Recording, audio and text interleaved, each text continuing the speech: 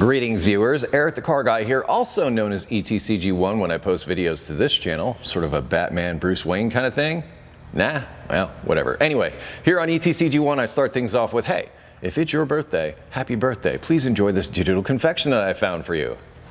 Right to repair, I'm sure, is a phrase that inspires a strong response from some of you watching this video. And for those of you not familiar with what right to repair is a movement against what many of the manufacturers of not just cars and trucks and vehicles and things, but manufacturers of a lot of things, from like McDonald's ice cream machines to John Deere tractors. They have been making their products proprietary to the point of not allowing access to information that could be used to repair, or even parts that could be used to repair those products. Even third-party repair facilities or aftermarket shops or auto repair shops that are out there that are independents are not getting access to the information that they need in order to repair a certain system on a vehicle or on a product, because, you know, the smartphones is another big one. Apple might be thrown into this. So the federal government has been looking into this and looking for ways to make manufacturers play nice and allow them, make them give out the information needed so that people can perform repairs on the products that they buy. And that's what's so frustrating about this. If you purchase something like super expensive, like farm tractors, they're not cheap.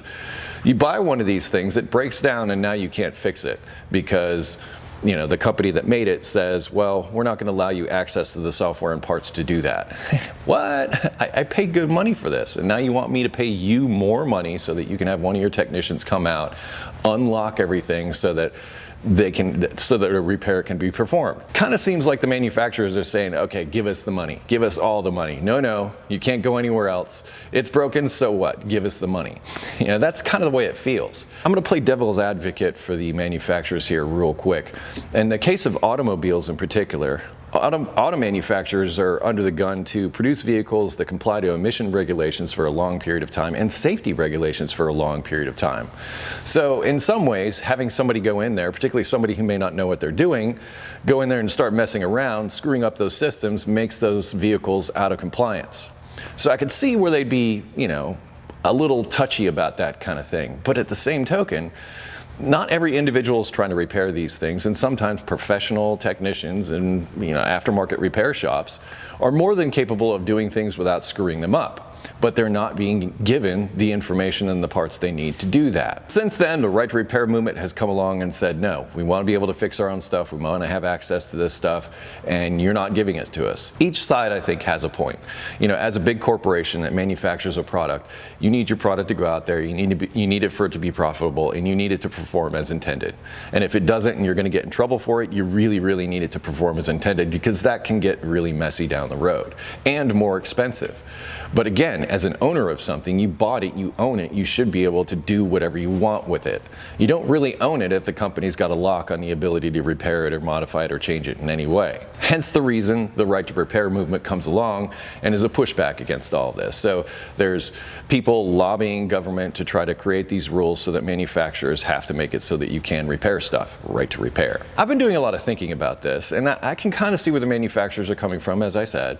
But as a consumer and a repair technician, I can also see where everybody else is coming from. So I think the way this will all shake out, I mean, there will be some regulation or whatever, because let's face it, corporations, they have a lot of money and they know people that make laws, and they can kind of ask them to do things for them, whatever. Let's just say it happens. But the point is, I think ultimately what will happen is something that I've talked about in the past about vehicle ownership.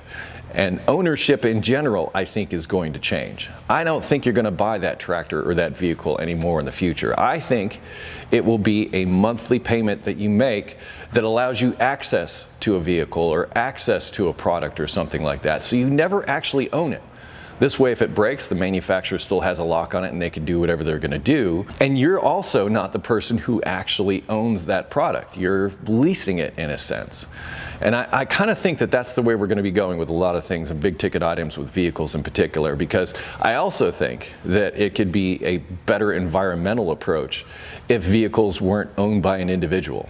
If, say, in an urban environment, I think this would work beautifully, that you just pretty much buy into a program that brings a vehicle to your doorstep. Once we get to that point where autonomous is for real and that thing just pulls up to your front door, you jump in, you get where you want to go, you get out, that leaves and goes someplace else, either to recharge itself or to another person that needs to get from point A to point B.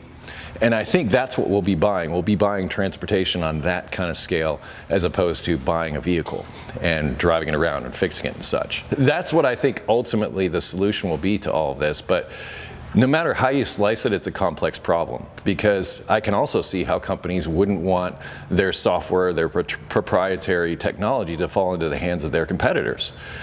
I can see how that could be a thing. But still, like I said, ownership.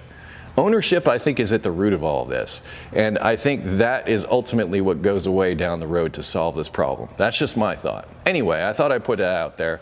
I know a lot of you have a lot of strong feelings about right to repair, maybe personal experiences, things like that. Please leave those down in the comments. I'd love to read about your experiences with right to repair. Where do you think the industry is going? Where do you think all of this is going under that umbrella? A lot to think about, right? I look forward to your comments on this one. If you have automotive questions, I'm going to put a link in the description to air@thecarguy.com, which is where I ask you go. Also a link in the description to additional videos, information, stuff. So check the description for more stuff. Thank you so much for watching today. Remember, I post ETCG1 videos on Mondays, usually. Thank you so much for watching today. Be safe, have fun, stay dirty. I will see you next time.